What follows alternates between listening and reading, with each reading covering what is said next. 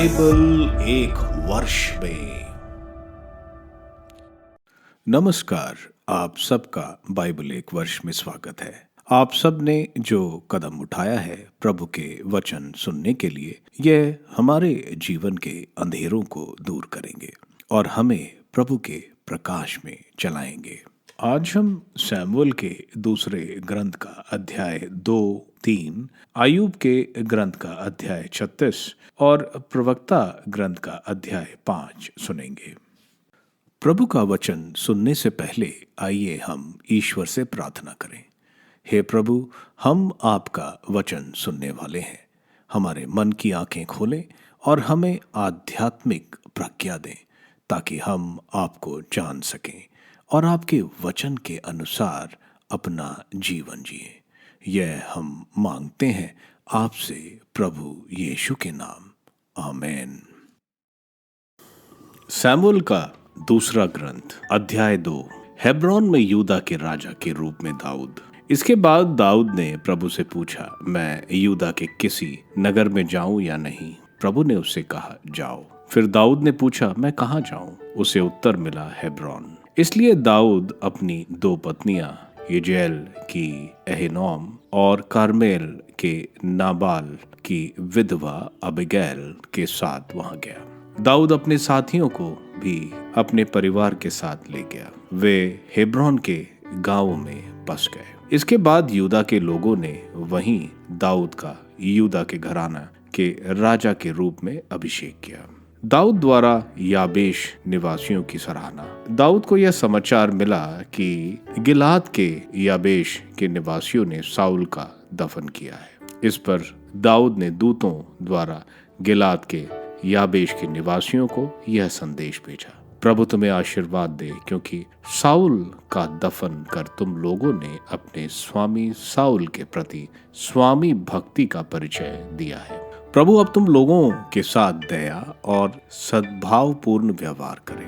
मैं भी तुम्हारे इस काम के लिए तुम पर कृपा दृष्टि बनाए रखूंगा। अब दृढ़ और वीर बने रहो। तुम्हारे स्वामी साउल की मृत्यु हो गई और यूदा के घराने ने अब मेरा अपने राजा के रूप में अभिषेक किया है। इज़राइल का राजा इशबोशेत साउल का सेनापति नेर का पुत्र अबनेर साउल के प्रति इशबोशेत को महानियम ले गया और उसे गिलियाद, अशूरियों, यजेल, एफ्रेम, बेन्यामीन और सारे इज़राइल का राजा बना दिया था। साउल का पुत्र इशबोशेत 40 वर्ष का था जब वह इज़राइल का राजा बना और उसने 2 वर्ष तक शासन किया। केवल यूदा के घरानों ने दाऊद का पक्ष लिया।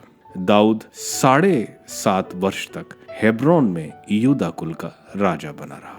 यूदा और इज़राइल में युद्ध। नेर का पुत्र अबनेर साउल के पुत्र इशबोशेत के आदमियों को लेकर महानियम से गिबेयोन चला। सरूया का पुत्र योआब दाऊद के आदमियों को लेकर निकला। गिबेयोन के तालाब पर एक दूसरे की भेंट हो गई। एक दल वाले तालाब के एक ओर पड़े थे और दूसरे दल वाले तालाब के दूसरी ओर। अबनेर ने योआब को ललकारा, कुछ युवक योद्धा आकर हमारे सामने द्वंद्व युद्ध करें। योआब ने उत्तर दिया, ठीक है, वे उठकर खड़े हो जाएं।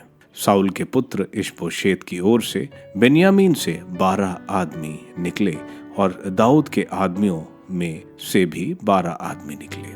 प्रत्येक ने अपने विपक्षी का सिर पकड़कर उसकी बगल में कटार भोंक दी और वे सब एक साथ ढेर हो गए। इसलिए उस स्थान का नाम हेलकत हसुरीम पड़ा। यह गिबेयोन के पास है। उस दिन घमासान युद्ध हुआ। अबनेर और इज़राइली दाऊद के आदमियों से पराजित हो गए। सरूया के 3 पुत्र योआब, अबीशै और असाएल भी वहां थे। असाएल जंगली हिरण की तरह तेज था। वह दाहिनी या बाईं ओर मुड़े बिना अबनेर का पीछा कर रहा था। अबनेर ने मुड़कर उससे पूछा, क्या तुम असाएल हो? उसने उत्तर दिया, हाँ, मैं ही हूँ। अबनेर ने उससे कहा, दाहिनी या बाईं ओर मुड़कर किसी जवान सैनिक पर आक्रमण कर उसके अस्त्र शस्त्र छीन लो। लेकिन असाएल ने उसका पीछा नहीं छोड़ा। फिर अबनेर ने असाएल से कहा, मेरा पीछा छोड़ो, नहीं तो मैं तुम्हें मार गिराऊं। लेकिन तब मैं तुम्हारे भाई योआब को क्या मुंह दिखाऊंगा। जब अबेल ने उसका पीछा छोड़ना स्वीकार किया, तब अबेर ने भाले का कुंदा उसके पेट में ऐसा मारा कि भाला उसकी पीठ से निकल गया। वह गिरकर मर गया। सब उस स्थान पर आकर खड़े हो गए जहां असहल मरा था। अब योआब और अबीशै ने अबनेर का पीछा किया। सूर्यास्त के समय वे अम्मा की पहाड़ी पर आए, जो गिया के सामने गिबेयोन के उजाड़ खंड के मार्ग पर है। वहां बिन्यामीन वंशी अबनेर के पास इकट्ठे हुए और व्यूह बनाकर पहाड़ी की चोटी पर खड़े हो गए। अबनेर ने योआब से कहा, क्या तलवार बराबर खून पीती रहेगी? क्या तुम समझते नहीं कि इसका कितना कटु परिणाम होगा? तुम कब अपने आदमियों को अपने भाइयों का पीछा करने से रुकने की आज्ञा दोगे? योआब ने उत्तर दिया, प्रभु की शपथ, यदि तुम ऐसा ना बोलते तो मेरे आदमी सवेरे तक अपने भाइयों का पीछा करना नहीं छोड़ते। तब योआब ने नरसिंगा बजाया और सब आदमी रुक गए। उन्होंने इजरायलियों का पीछा करना छोड़ दिया और युद्ध समाप्त हुआ। अबनेर पूरी रात चलते हुए अपने आदमियों के साथ अराबा पार करता रहा। उन्होंने यार्दन पार किया और फिर दोपहर तक चलकर महनीम पहुंचे। अबनेर का पीछा छोड़ने के बाद योआब ने अपने सभी लोगों को एकत्रित किया। दाऊद के लोगों में असहल के अलावा 19 आदमी लापता थे। दाऊद के आदमियों ने अबनेर के अधीनस्थ बेन्यामीन के पुरुषों में 360 को मारा था। वे असहल को साथ ले गए और उन्होंने उसे अपने पिता के समाधि स्थान बेतलहम में दफना दिया। योआब अपने आदमियों के साथ सारी रात चलता रहा। दिन निकलते ही वे हेब्रोन पहुंच गए। सैमुएल का दूसरा ग्रंथ अध्याय 3। साउल के घराने से दाऊद के घराने का बहुत दिनों तक युद्ध चलता रहा। दाऊद का घराना अधिकाधिक शक्तिशाली होता गया और साउल का घराना शक्तिहीन। हेब्रोन में दाऊद के पुत्र। हेब्रोन में दाऊद के कई पुत्र हुए। उसका पहलौठा पुत्र था अम्नोन, जो अजीएल की अहीनोआब से उत्पन्न हुआ। उसका दूसरा पुत्र किलियाब था, जो दूसरी पत्नी कारमेल के नाबाल की विधवा अबीगैल से उत्पन्न हुआ। तीसरा अबसलोम था। वह गशूर के राजा तलमै की पुत्री माका का पुत्र था। वह गशूर के राजा तलमै की पुत्री माका का पुत्र था। चौथा हगीत का पुत्र अदोनिया था। पांचवा अबिटाल का पुत्र शफाटिया और छठा यित्राम, जो दाऊद की पत्नी एगला से उत्पन्न हुआ। हेब्रोन में दाऊद के ये पुत्र उत्पन्न हुए। साउल के घराने से अबनेर का विरोध। जब तक साउल के घराने और दाऊद के घराने के बीच युद्ध चलता रहा, तब तक साउल के घराने में अबनेर की शक्ति बढ़ती गई। साउल की रिस्पा नामक एक उपपत्नी थी, जो आया की पुत्री थी। जब इशबोशेत ने अबनेर को फटकाया, तुम मेरे पिता की उपपत्नी के पास क्यों गए? तो अबनेर ने इशबोतेश की इन बातों पर बहुत क्रुद्ध होकर कहा, मैं कोई यूदा के कुत्तों का सरदार थोड़ी ही हूँ। आज तक मैं तुम्हारे पिता साउल के घराने के प्रति स्वामी भक्ति प्रदर्शित करता रहा हूँ और उसके भाइयों और मित्रों से प्रेम करता रहा हूँ।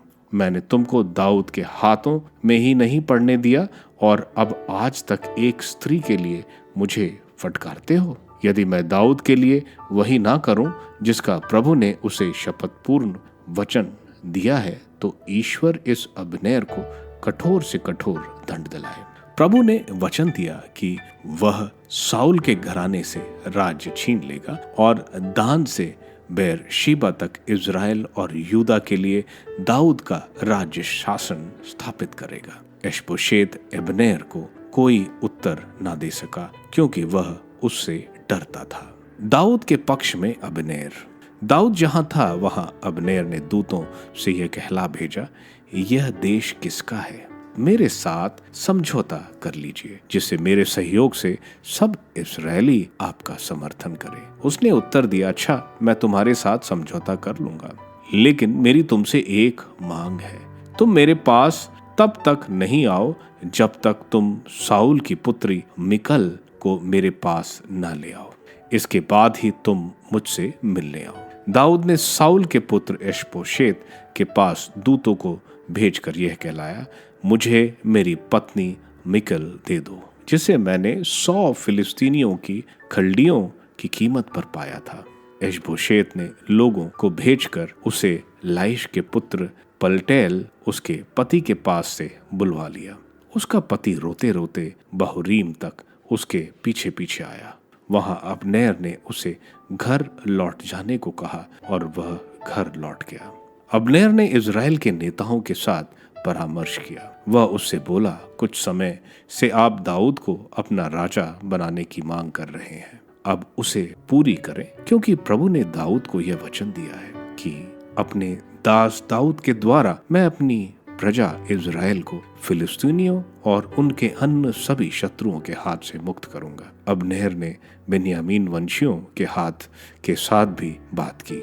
इसके बाद अब्नेर ने हेब्रोन जाकर दाऊद को वह सब बताया जो इज़राइल और सारे बेन्यामीन वंशी करना चाहते थे। अब्नेर 20 आदमियों के साथ दाऊद के पास हेब्रोन आया। दाऊद ने अब्नेर और उसके आदमियों को एक भोज दिया। अब्नेर ने दाऊद से कहा, अब मैं जाकर सारे इज़राइल को अपने स्वामी राजा के पास ले जाऊंगा। वे आपके साथ समझौता करेंगे और आप अपनी इच्छा के अनुसार सबके राजा बनेंगे। इसके बाद दाऊद ने अब्नेर को विदा किया और वह सकुशल चला गया। अब्नेर की हत्या। उस समय दाऊद के आदमी योआब के साथ छापा मारकर घर लौटे। वे अपने साथ लूट का बहुत सा माल लाए थे। अब्नेर दाऊद के पास हेब्रोन में नहीं था, क्योंकि वह उसे सकुशल विदा कर चुका था। जब योआब अपने सारे दल के साथ घर लौटा तो लोगों ने उससे कहा, नेर का पुत्र अब्नेर राजा के पास आया था। उसने उसे सकुशल विदा किया और वह सकुशल चला गया।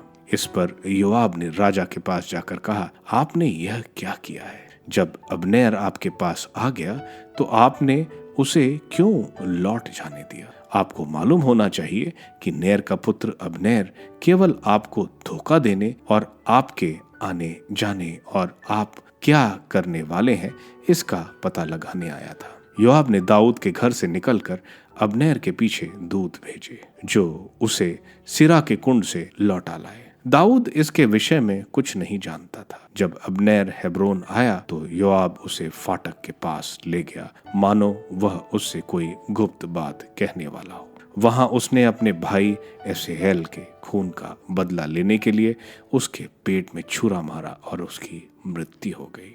जब दाऊद ने यह सुना तो उसने कहा, मैं और मेरा राज्य प्रभु की दृष्टि में नेर के पुत्र अब्नेर के रक्तपात के संबंध में सदा निर्दोष माना जाएगा। वह योआब और उसके पिता के सारे परिवार के सिर पड़े।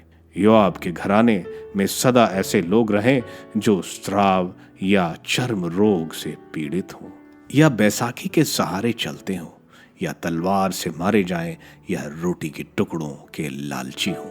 योआब और उसके भाई अबीशै ने अब्नेर को इसलिए मारा कि उसने उनके भाई एजेल को गिबेयोन की लड़ाई में मारा था।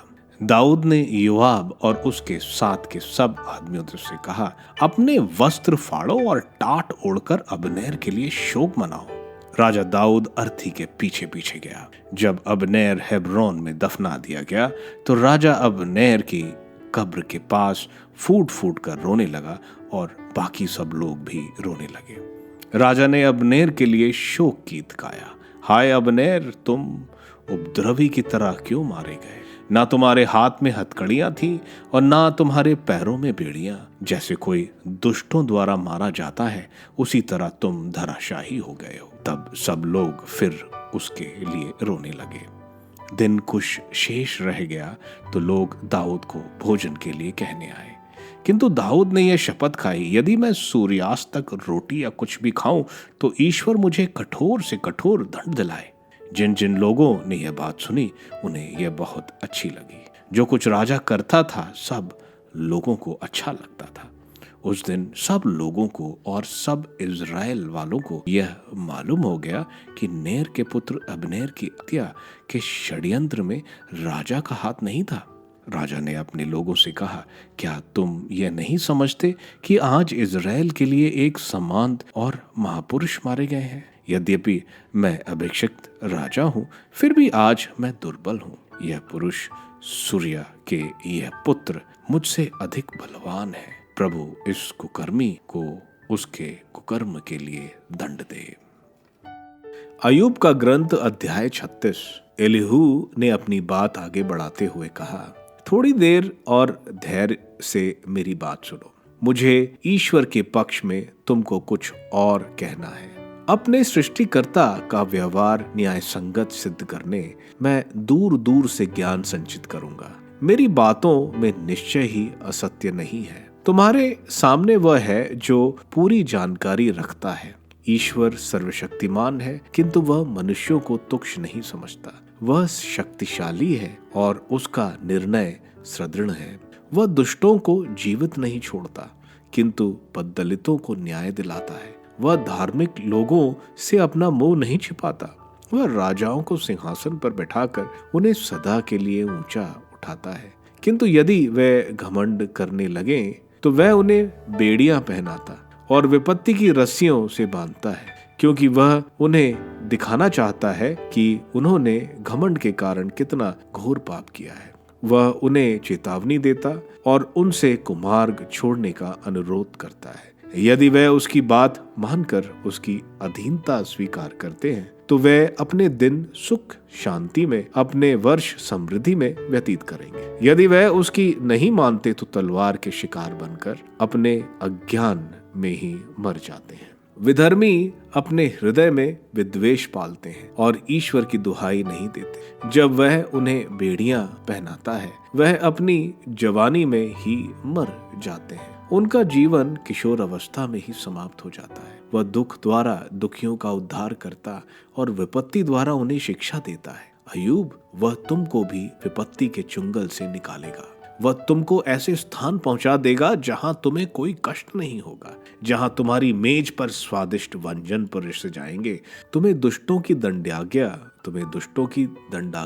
दी जाएगी। तुम पर मुकदमा चलाया गया है। तुम दंड की आशंका से विद्रोह मत करो, भ्रम में मत रहो। तुम कितने लोगों को घूस दे सकोगे? क्या तुम्हारा धन यह कर पाएगा? नहीं, ना तो सोने की सिल्लियां और ना बल प्रयोग के सभी साधन। तुम लोगों को उनके अपने घर से निकालने के लिए रात की रात मत देखो। बुराई के मार्ग पर पैर मत रखो, क्योंकि तुम बुराई के कारण कष्ट सहते हो। ईश्वर की सर्वशक्तिमानता पर विचार करो। हमें उनके समान कौन शिक्षा दे सकता है? क्या कोई उसके आचरण का निरीक्षण करता?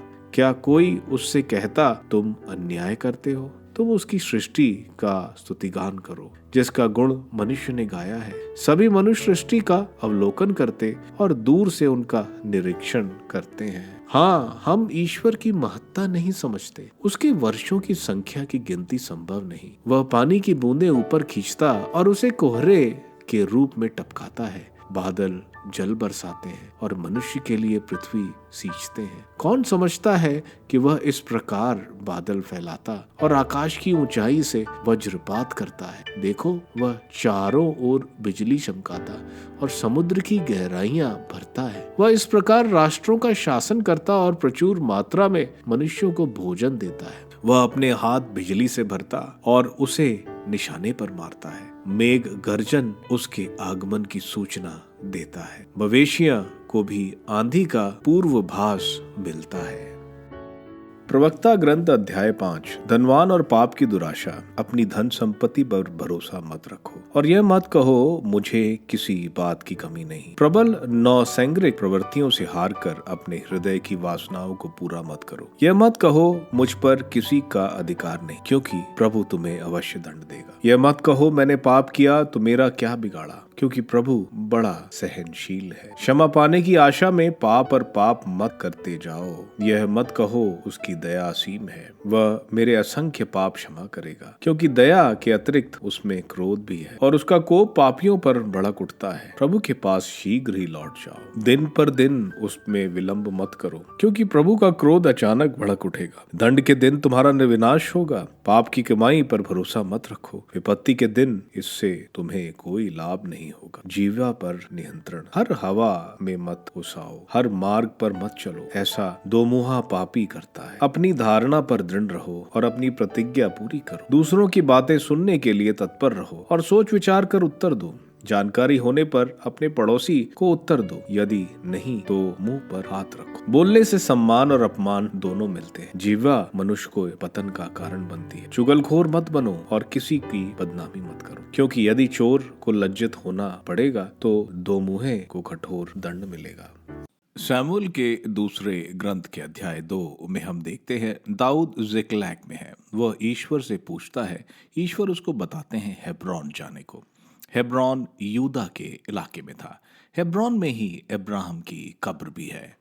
दाऊद को वहां यूदा का राजा के रूप में अभिषेक होता है। राजा के रूप में दाऊद का अभिषेक शमूएल ने पहले भी किया था। दाऊद जबेश गिलियाद के लोगों को, क्योंकि उन्होंने अपनी जान खतरे में डालकर साउल और उनके पुत्रों को फिलिस्तीनियों के कब्जे से लेकर आने और उनका अंतिम संस्कार करने के लिए धन्यवाद देता है। साउल के पुत्र इशबाल को एबनेर, जो साउल की सेना का प्रमुख था, उसको राजा बना देता है, इज़राइल का यूदा को छोड़कर। इशबाल एक कमजोर राजा था। इज़राइल और यूदा के बीच में लड़ाइयां होती रहीं। गिबियोन में अदनेर ने जोआब, जो दाऊद की सेना का सेनाध्यक्ष था, वो जरूया का बेटा था, जो दाऊद की बहन थी। दाऊद की सेना में जरूया के 3 प्रतापी पुत्र थे, योआब, अबिशाई और अशलेल। अदनेर ने तय किया आपस में युद्ध के लिए कि कुछ युवक चुने जाएं और युद्ध करेंगे। 12-12 लड़ने आमने सामने आते हैं, क्योंकि इज़राइल और यूदा का लड़ने का तरीका एक ही था, इसलिए ये 12 के 12 यानी 24 मारे जाते हैं। इसके बाद भयानक युद्ध छिड़ जाता है। यूदा इज़राइल को हराता है। अशहेल, जो दाऊद की बहन का पुत्र था, वो बहुत तेज दौड़ता था। वो सोचता है कि अगर वो अबनेर, जो इज़राइल का सेनापति है, उसको मार दे तो युद्ध ही खत्म हो जाएगा। अबनेर अशलेल को नहीं मारना चाहता था, क्योंकि इनके बीच में रिश्ता था और अगर मारता तो दोनों परिवारों में हत्या का सिलसिला चलता रहता। अशलेल जब नहीं मानता तो अबनेर भाले के पीछे का हिस्सा से उसे मारता है ताकि वो मरे ना। लेकिन अशलेल इतनी तेजी से दौड़ रहा था कि वह उसके शरीर से आर पार हो जाता है और वह मर जाता है। योआब और अबिशाई अबनेर का पीछा करते हैं। अबनेर के कहने पर शाम के बाद यह युद्ध रोकते हैं। अबनेर अपनी सेना लेकर यार्दन के पार महनियन पहुंचता है। योआब मृतकों को, इजरायली और यूदा दोनों के मृतकों को एक सम्मानजनक तरीके से दफनाता है, क्योंकि इजराइल में मृतक को सम्मान पूर्वक दफनाना एक परंपरा है। शमूएल के ग्रंथ के अध्याय 3 में हम देखते हैं दाऊद के 6 बच्चे होते हैं, 6 पत्नियों से। ईश्वर ने एक पत्नी से ज्यादा शादी की अनुमति नहीं दी थी। दाऊद की यह कमजोरी है और उसको पाप में गिराएगी, जो हम आगे देखेंगे। अबनेर साउल की रखेल जिस्फा से प्यार करता था। इस पर इशबाल गुस्सा होता है, क्योंकि इशबाल सोचता है कि अबनेर अब उससे राजगद्दी छीन लेना चाहता है, क्योंकि जो भी राजगद्दी लेना चाहता है वह राजा की रखेल या पत्नी को ले लेता है।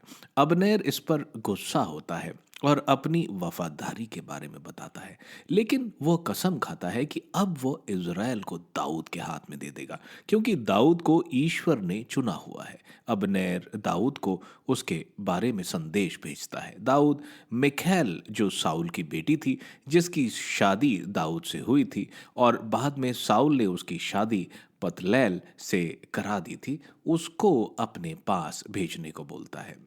दाऊद मिखाएल से प्यार नहीं करता था, लेकिन मिखाएल के आने से उसका दावा इज़राइल पर और बन जाएगा। अब्नेर दाऊद से मिलता है और दाऊद से बाकी इज़राइल पर राज्य की बात करता है। दाऊद उसको वापस भेज देता है। योआब जब वापस आता है तो उसे अब्नेर के बारे में मालूम चलता है। वो अब्नेर को वापस बुलाता है और छल से मार डालता है, क्योंकि योआब अपने भाई का बदला लेना चाहता था और दूसरा अब्नेर अगर दाऊद से मिल जाए तो दाऊद अब्नेर को सेनापति बना देगा। अब्नेर को इज़राइली के बाकी 11 कुल बहुत मानते थे।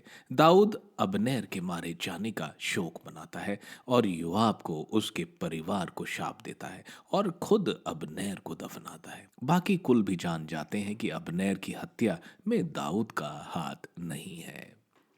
आयुब के ग्रंथ के अध्याय 36 में हम देखते हैं एलीहू अपना अंतिम भाषण दे रहा है। एलीहू यहाँ अपना ज्ञान दिखाना चाह रहा है और वो बोल रहा है कि मैं जो कुछ बोलूँगा वो सच है। एलीहू बोल रहा है, ईश्वर दुख देते हैं ताकि हम गलत रास्तों से उनके पास वापस आएं। अगर हम सुनते हैं तो बच जाएंगे, नहीं तो मर जाएंगे। वह आयुब को बोल रहा है, उसका दुख इसलिए है क्योंकि वो ईश्वर से माफी उनके पास नहीं जा रहा है। अंत में एलीहू ईश्वर की महिमा जो हमें प्रकृति में नजर आती है उसके बारे में बता रहा है।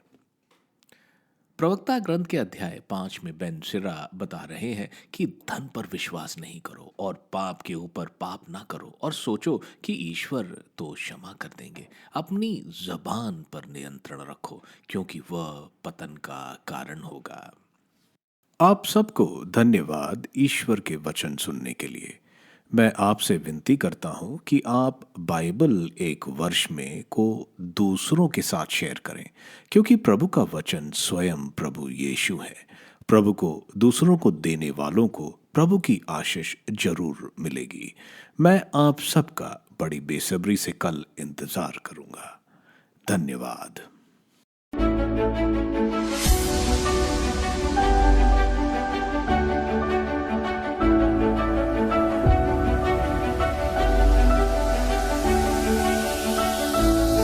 बाइबल एक वर्ष में